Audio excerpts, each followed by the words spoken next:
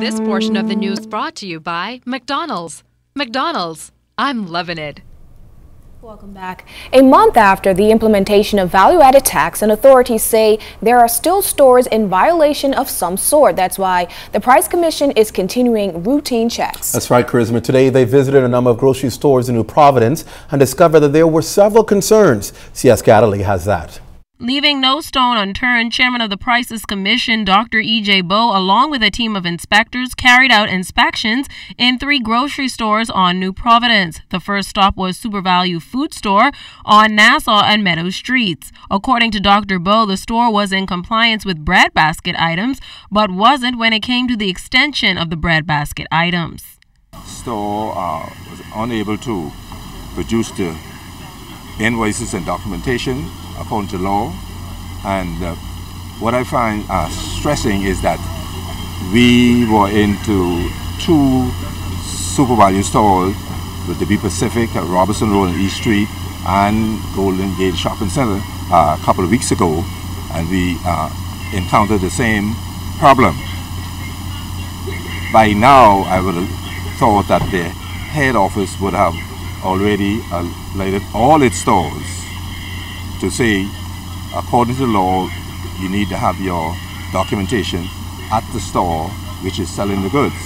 Bowe noted that based on what is paid for the goods, the stores themselves are allowed as much as a 23% markup before it hits the shelves. But those businesses are required to have their documentation on hand as for the inspectors to ascertain how they came up with those prices. This is also the 3rd Super Value location visited by the Prices Commission, and none had the proper documentation on hand. Bowe says this is the last warning.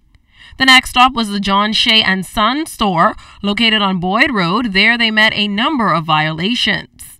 One area, they have what you call double pricing, sticking a price on top of a price on a number of items in there like that. We pointed out to the manager that they have to rectify that because that is a violation, a serious one here. The second violation here is a number of items not priced at all. And the final stop was a Budget Meat store on Cowpen Road. Like the other stores that we've been to, this store is also in violation of not having the proper documentation. But in addition to that, they're selling items by weight. But where is the scale? Meantime, Dr. Bowe says they will be back to these stores ensuring that these various infractions are rectified. At the end of the day, Bowe says they will do everything in their power to ensure that all consumers are protected. Siaska Adderley, ZNS Network News. Several fee increases on tap for major airlines at Lynden Pinland International Airport over the next few months. And come May 1st, airlines will be charged additional fees for landing, terminal, parking, and loading. Well, in light of this, LaDon Davis sat down with the chairman of the Nassau Airport Development Company and the CEO of Sky Bahamas to find out reasons for the hike and how it will affect the industry. As of January 29th, several Family Island residents were required to pay an additional $7 for passenger security fees. This increase isn't sitting well with aviation expert and CEO of Sky Bahamas, Captain Randy Butler, who claimed that since the horrific events of September 11, 2001, aviation security has increased and the cost to keep passengers safe has also skyrocketed globally. Captain Butler believes the hike in fees is unnecessary as those services are not available at most Family Island airports. And some of these places where they're charging you for the service, they can either provide it or they're not providing it, all right? And there's no risk. The risk of this is so small. So the measures they put in place, what they're putting in place is an overkill. It don't make sense. But that's only the tip of the iceberg. The airline CEO told us that in May, domestic airlines like Sky Bahamas will have to pay an additional 3% on landing, terminal, parking, loading, as well as customs and immigration fees. Captain Butler acknowledges the strain this will place on his already high list of expenses. At NAD, we're about 1.4 million a year, or 117.9 a month. Airport Authority, we're at like 123,000 or about 10,285 a month. We're paying in rents to civil aviation right now for a couple of little kiosks we have there at 19,800 a year. CAD security fees, Family Islands, is about $40,000 a year, a little over. Chairman of the Airport Authority, Anthony McKinney, says he has heard the cries of many airlines and gave these reasons for the hike in fees. If you want to maintain a first-class facility, you have got to keep a pace with what's happening around you. We can't just take yesterday's standards and apply them to today's facilities and expect to stay where we are. So, you know, I could go on and say to you that 3% that we're talking about now equates to 13 cents. A few frequent flyers who declined to comment publicly say the implementation of value-added tax coupled with the increase in airline fees has forced them to cut back on traveling as purchasing airfare tickets are way too high. LaDawn Davis, ZNS Network News. It's a brainchild of the Prime Minister and is designed to be a major economic engine for the country. Bahamas' Junkanoo Carnival has come under much criticism, but Prime Minister The Right Honorable Perry Christie is standing by the notion that the concept is a win-win for everyone, but more importantly, will yield significant economic benefits. We aim to attract more visitors, improve their Bahamas experience, while delivering incremental gains in the generation and collection of taxes. It puts thousands of Bahamians in a position to begin to earn a living from something they have been enjoying and doing simply for the love of it, and heretofore greatly at their own personal expense. I expect that the upcoming Bahamas Junkanoo Carnival and all of those that will come beyond will net significant economic returns and position the Bahamas in a strong, competitive position relative to other such regional festivals. The Prime Minister says there is no greater economic obligation than being able to establish linkages to our culture and tourism. So the money that leaks out to the tune of 90% for souvenir products, some of it can remain in the Bahamas. Mr. Christie says we must find the formula to make culture pay.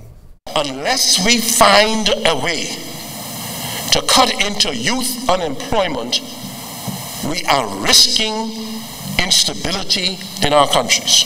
It's a question for us of being able to allow the cultural genius of people who have no outlet, and then to be able to link it with merchandising.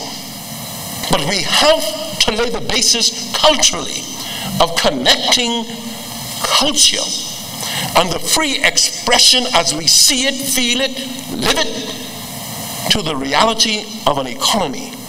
And people will travel for the distinct manifestation of our enjoying what we do. In the next few months, Renew Bahamas will have a new recycling facility. President Gayhart Buke said the price tag attached to the project is $4 million. Ground was recently broken for the 125,000 square foot facility that will be constructed at the Harrow Road site. We're aiming to divert combustible materials away from landfill, which used to be causing fires. And that would immediately reduce the risk of fires going forward, while actually seeking to valorize that particular waste stream. On the financial side, this will have significant relief to the Bahamian taxpayer, as we are responsible for the operational cost, the cost of fighting fires, and the capital expenditure involved in building this facility. And on the social side, I'm personally very excited about the potential. Buke said the facility should be completed by this April, and that would mean at least 80 additional jobs created. He says the move finally formalizes recycling for the country on a national level. Plastics and some metals will be among the recycled items as Renew Bahamas works to improve its environmental footprint. The majority of items are obviously recyclable nowadays. We're aiming to focus on the main streams of plastic, cardboard and certain metal streams. We look to have the majority of the facility up and actually operating by the 1st of April, and we're looking to reach full capacity by the 1st of May if there are no unforeseen holdups.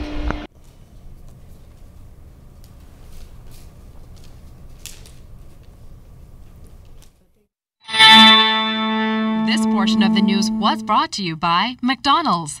McDonald's, I'm loving it.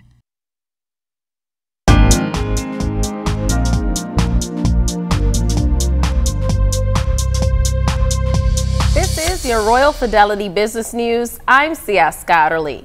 Tourism, Customs, and Immigration officials welcome 1,083 passengers who arrived at the Freeport Harbor from West Palm Beach, Florida on the grand celebration this morning. 248 of them are stopover visitors. The newly renovated ocean liner has 10 public decks, 750 large cabins, and terrace suites. In other business news, aviation law expert and Calendar's firm partner Llewellyn Boyer Cartwright pointed to stunning success of international aircraft registries in places like the Channel Islands, where the registry attracted 32 aircrafts with a combined value of nearly $380 million in 2014. Boyer Cartwright has been a leading proponent of a Bahamas International Aircraft Registry and is concerned about its progress, though he says opportunities are still excellent. And in international news, Toyota, the world's biggest car maker, has raised its annual profit outlook after a weak yen offset a fall in domestic sales. The Japanese giant now expects a record operating profit of 2.7 trillion yen for the fiscal year to March, up from 2.5 trillion yen. The weaker yen has boosted the value of the car maker's sales overseas to make up for slow demand in Japan. The move comes despite Toyota's recall of 1.75 million cars in October. This has been your Royal Fidelity Business News. I'm C.S. Scatterly.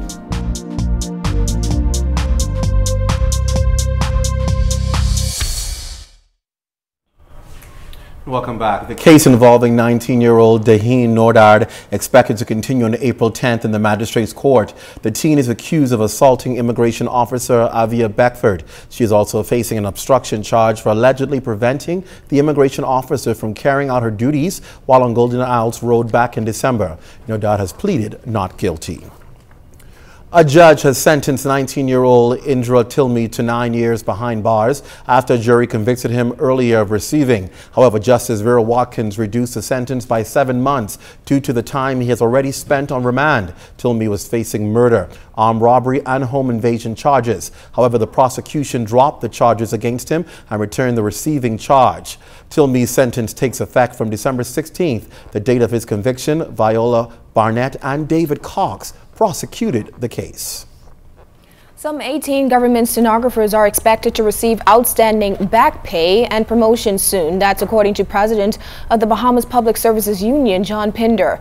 Pinder indicated that the promotional exercise has been pending for 10 years. However, he said the matter came to a head after 22 privately contracted stenographers were brought into the system by government on a higher pay scale and with more senior positions. However, Pinder noted that once the promotional exercise begins, government stenographers will be given the right job title and their back pay will be retroactive to 2011. In the promotional exercise that has been recommended for the established court reporters, that it is retroactive to 2011 so that those persons can maintain their seniority and that the promotions will give them the right job titles. My information is they're now just waiting financial clearance, and I think they're looking for some $120,000 or so to conclude that exercise. Well, most persons accept that there must be a tightening of the belt in this new VAT era, and charitable organizations seem to be one of the most cost-conscious. While committed to meeting the needs of the less fortunate, they accept that they may have to scale back in their feeding programs to balance the challenges at this time. Well, Jimnita Swain is live tonight with the final part of her series. This time the focus is on Great Commission Ministries. Jimnita, what concerns are we getting from Great Commission? Just how challenged are they with continuing their programs? Well, Clint, for the last 20 years, Great Commission Ministries has assisted the least among us through a number of outreach programs, inclusive of feeding the poor. Its president, Bishop Walter Hancho, said daily the organization feeds up to 500 adults and about 150 youngsters. And with such an outreach and a new tax in place, Hancho said they are already experiencing challenges. My concern is our donor pool. We've discovered that we have less people now giving than 3-4 years ago. And I believe the reason for that is because we've had a number of businesses that folded up. The economy seemed to have worsened over the last couple of years. In fact, he said more and more persons are coming in for assistance and donations are down by almost 40%. We anticipate that that will continue unless there's a major shift, a major turnaround in the economy, which we hope will happen. We are optimistic, but the fact is we have more people hurting and suffering now than 5 years ago. Daily scores gather for a hot meal at the Wolf Road location. Hancho said the organization receives a small stipend of $28,000 from government, but that's nowhere near what's needed to fulfill their mission. We expend approximately $53,000 each month to keep these doors open. And very seldom, it's very difficult for us to come anywhere near that in terms of funding. So as you would imagine, we are in a desperate need of financial assistance. Things, he said, came to a head last year when they considered cutting back on services. We were thinking about cutting our feeding program and cutting down on some of our housing programs. And the board came to the decision that we should hold out just a little bit longer, just do our best and see if this thing would turn around. And to be quite frank, it has not. Hanchel is also appealing to government to increase the assistance given to Great Commission and other programs that reach out to the less fortunate. He extended a similar appeal to businesses in the private sector to consider donating 10% of their profits to those organizations as well. However, Bishop Hanchel said that at the next board meeting, some tough decisions will have to be made if there is no improvement in donations. Live in the newsroom, Jiminita Swain. Thanks so much, Jimmy. Operation Podcat wrapped up on Tuesday at the Bahamas Humane Society. Shelter Manager Inspector Percy Grant told ZNS News that in total 406 cats were spayed and neutered. The special free clinic started last Thursday. Inspector Grant said the operation was an extremely successful one. In fact, he said up to Tuesday they were still fielding calls from people looking to have them fixed. While it's no longer free to have the service, Grant said something can be worked out. Operation Podcat was a spin-off from the popular Operation Potcake service that spay and neuter dogs. Veterinarians from the United States and locally assisted in the free clinic. And how about that? Exciting. Operation Podcat, like that. Yes, yes, I like that. Family Island News is next. Stay close. Considerable effort and resources are being pumped into the Bahamas Agriculture and Marine Sciences Institute in North Andros. Prime Minister the Right Honorable Perry Christie revealing yesterday to the business community and Fidelity's economic outlook that government has secured more funding and international partnership to further develop BAMSI, the island of Andros, as a whole. The Inter-American Development Bank has agreed to give us a grant. They will announce it this month in Freeport when they're here at a conference.